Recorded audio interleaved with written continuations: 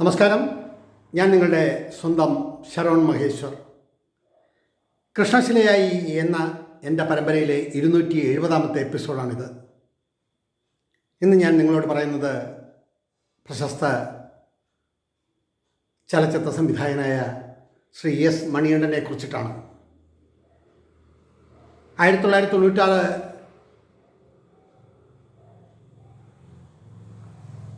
വർഷത്തിൽ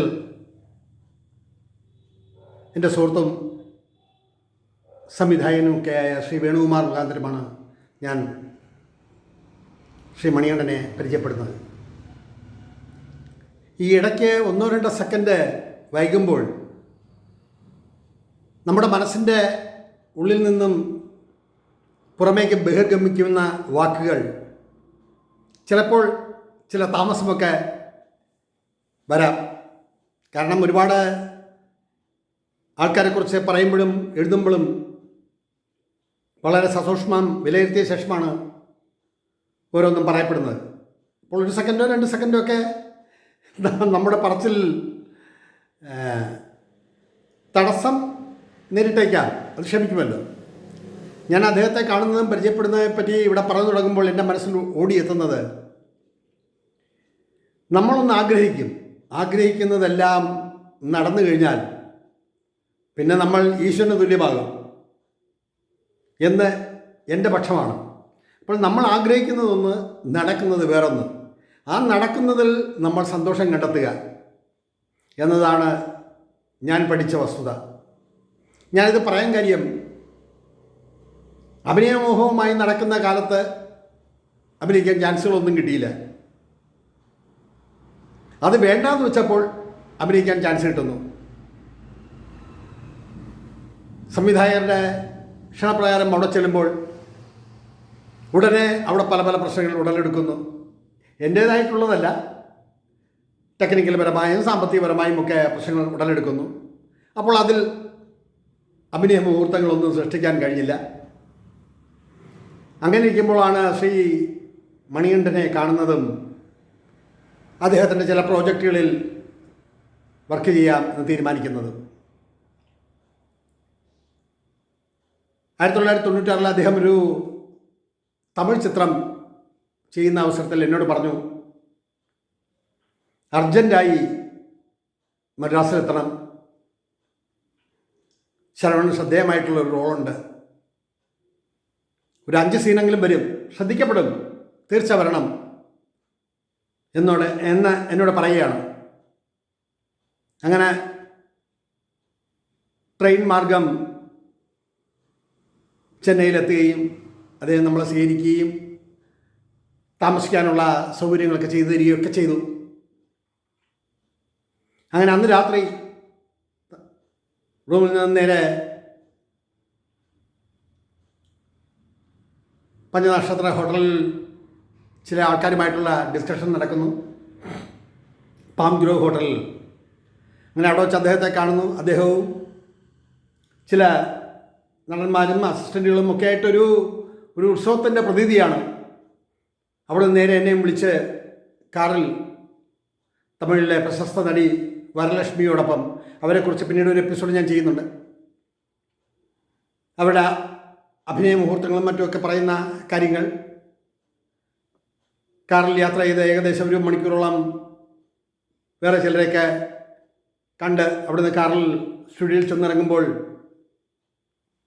മുട്ടുകാല് വരയ്ക്കാൻ തുടങ്ങി. കാരണം മറ്റൊന്നുമല്ല, ഒരു വാഹിനി സ്റ്റുഡിയോയിലാണ്. വാഹിനി സ്റ്റുഡിയോയിലെ AVM സ്റ്റുഡിയോയിലെ, ഈ രണ്ടിലേതോ സ്റ്റുഡിയോയിലാണ്. വർഷങ്ങൾ ഒത്തിരി കഴിഞ്ഞിരിക്കുന്നു. ഹ്യൂജ് ഒരു സെറ്റ്, ഒരു വലിയൊരു സെറ്റ് ഇട്ടിരിക്കുകയാണ്. 10,000 വോൾട്ടിൻ്റെയൊക്കെ വലിയ ലൈറ്റുകൾ അതിൻ്റെ വർണ്ണാഭ തെളിയിക്കുന്ന വിധം നിറഞ്ഞു തുളുമ്പുകയാണ്. ക്രൈൻ ഷോട്ടിൽ നമ്മുടെ സംവിധായകൻ മണികണ്ഠൻ കയറിയിരിക്കുന്നു. അങ്ങനെ ഒരു കല്യാണ പാർട്ടിയുടെ ഷോട്ട്സാണ് എടുക്കുന്നത്. ഒരു 3-4 പേജോളം വരുന്ന തമിഴ് ഡയലോഗ്. അപ്പോഴേ ഞാൻ വേർത്തു. തമിഴ് പേசுறதுக்கு ரொம்ப കഷ്ടം എന്തൊക്കെയോ പറഞ്ഞു. അങ്ങനെ എന്നോട് പറഞ്ഞു ടൈറ്റ് ക്ലോസപ്പ് ഒന്നുമില്ല, ഏതെങ്കിലും വശത്തോട്ട് നിന്ന് സംസാരിച്ചിരുന്നാലും നമുക്ക് ട്രാക്കിൽ കൊടുക്കാമല്ലോ എന്നൊക്കെ എൻ്റെ അടുത്ത് പറഞ്ഞ് എന്നെ സമാധാനിപ്പിച്ച് ക്യാമറയുടെ മുന്നിൽ നിൽക്കുമ്പോൾ തന്നെ ഞാൻ വേർത്ത് കുളിച്ച് ഫ്യൂസ് പോയ ഒരു ട്യൂബ് പോലെ ആയിരുന്നു. സത്യമായിട്ട് പറയണമല്ലോ. ഒരു 60-70 പേർ ട്രോളിയുടെ അടുത്തും ലൈറ്റിൻ്റെ അടുത്തും മുകളിലും ഒക്കെ നിറഞ്ഞു കവിഞ്ഞു നിൽക്കുന്ന ഒരു അന്തരീക്ഷം. അങ്ങനെ ഒരു അറ്റ്മോസ്ഫിയറിൽ ഞാൻ വർക്ക് ചെയ്തിട്ടേ ഇല്ല. ശരിക്കും ഉള്ളിലൊരു ഞെട്ടൽ തന്നെ ഉണ്ടായിരുന്നു, എങ്ങനെ ഇവിടുന്ന് ഓടി ഒളിക്കാൻ പറ്റും. അങ്ങനെ എന്നോട് വന്ന് ശ്രീ മണികണ്ഠൻ പറഞ്ഞു, ശരവണ പേടിക്കാനൊന്നുമില്ല, നമുക്ക് ടേക്ക് എടുക്കാമല്ലോ, എത്ര ടേക്ക് വേണമെങ്കിലും എടുക്കാമല്ലോ. നിങ്ങൾ വന്നിങ്ങനെ ഗിഫ്റ്റ് കൊടുത്തിട്ട് കൺഗ്രാജുലേഷൻസ് എന്ന് പറഞ്ഞിട്ട് സംസാരിക്കുന്നു. അപ്പോൾ അതിലെ ഉപനായകൻ കുറച്ച് മാറി നിന്ന് ചുറ്റും കണ്ണോടിച്ചിട്ട് എന്നോട് ചില ഡയലോഗുകൾ പറയുന്നു. അതിന് തിരിച്ച് റിപ്ലൈ തമിഴിൽ ഞാൻ പറയണം. അങ്ങനെ ഒരു 5-6 പേജുള്ള വളരെ ലെങ്തി ആയിട്ടുള്ള ഡയലോഗ്സുകളും ഒക്കെയാണ്. വല്ലവിധേന ഒരു പേജൊക്കെ പറഞ്ഞൊപ്പിച്ചു. പെട്ടെന്ന് ലൈറ്റ്സുകളെല്ലാം ഓഫായി. എന്താണെന്ന് എനിക്ക് മനസ്സിലായില്ല. അങ്ങനെ ഞാൻ മണികണ്ഠൻ ഓഡിയോ എന്ന് പറഞ്ഞു, ശരവണ ഒരു കാര്യം ചെയ്യൂ, അമേരിക്കൻ അച്ചായ എന്ന് പറഞ്ഞിട്ട് ഒരു പ്രൊഡ്യൂസറും നടനും ഒക്കെയാണ്, പുള്ളിയുടെ റൂമിലേക്ക് പോകൂ, ചെറിയ പ്രശ്നങ്ങളുണ്ട്, ഞാൻ വന്നിട്ട് നേരിട്ട് സംസാരിക്കാം, നാളെ രാവിലെ ശരവണനെ ഞാൻ വിളിക്കാം എന്ന് പറഞ്ഞ് കാർ അറേഞ്ച് ചെയ്തു. ഞങ്ങൾ ഹോട്ടലിലേക്ക് വരുന്നു. പിറ്റേ ദിവസം രാവിലെ മണികണ്ഠൻ ഞങ്ങൾ താമസിക്കുന്ന ഹോട്ടലിൽ വന്നിട്ട് പറഞ്ഞു, ശരവണ എന്നോടൊന്നും തോന്നരുത്, ടെക്നീഷ്യന്മാരുടെ സമരമാണ്, അത് എന്ന് തീരും, വീണ്ടും എപ്പോൾ തുടങ്ങും എന്നൊന്നും പറയാൻ കഴിയില്ല. ഞാൻ എന്താണ് ചെയ്യേണ്ടത്? ശരവണനെ വിളിച്ചു വരുത്തുകയും ചെയ്തു. എനിക്കത് ചിത്രീകരിക്കാൻ കഴിഞ്ഞുമില്ല. നീ എന്ന് ഈ ടെക്നീഷ്യന്മാരുടെ സമരം തീരും എന്നൊന്നും പറയാൻ വയ്യ ശരവണ. ശരവണന് അർജൻറ്റായിട്ട് പോകണ്ടേ എന്ന് വെച്ചാൽ തിരികെ വന്ന് 3-ാമത്തെ ദിവസം ഞാൻ ഖത്തറിലേക്ക് മടങ്ങുകയാണ്. അല്ലെങ്കിൽ എൻ്റെ വിസ അന്ന് തീരുന്ന അവസരമാണ്. ഒരു ധർമ്മസങ്കടത്തിൽ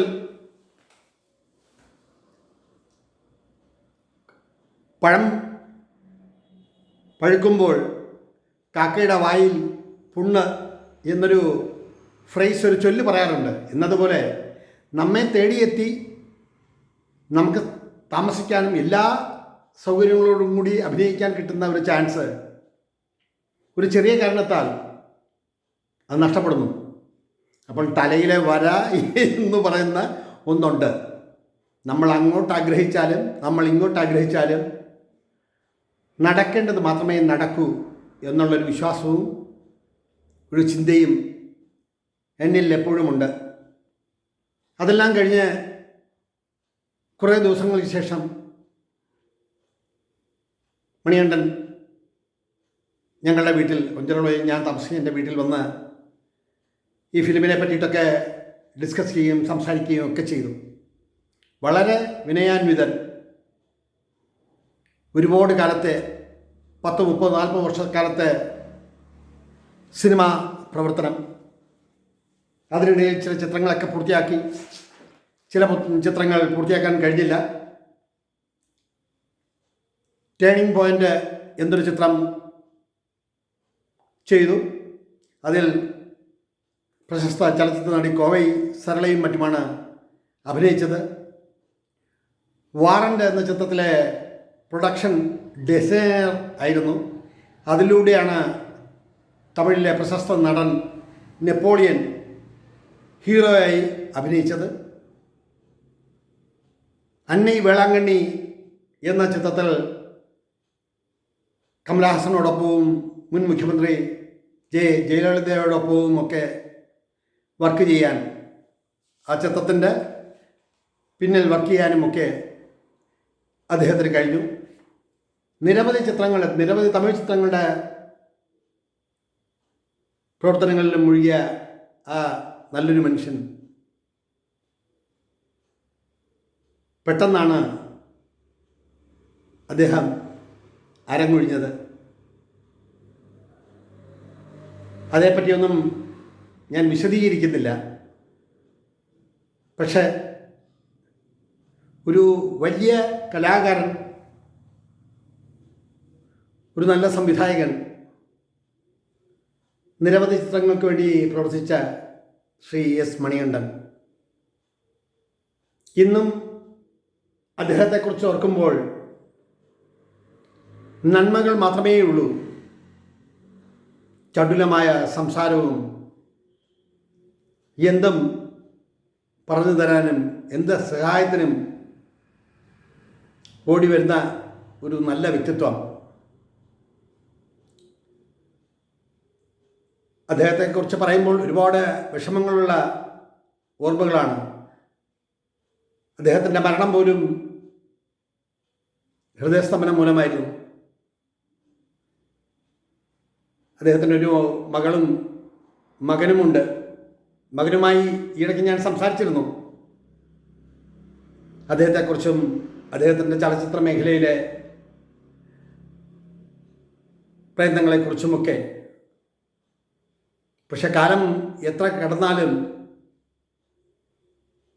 അദ്ദേഹത്തിൻ്റെ പേര് തമിഴ് സിനിമകളുടെ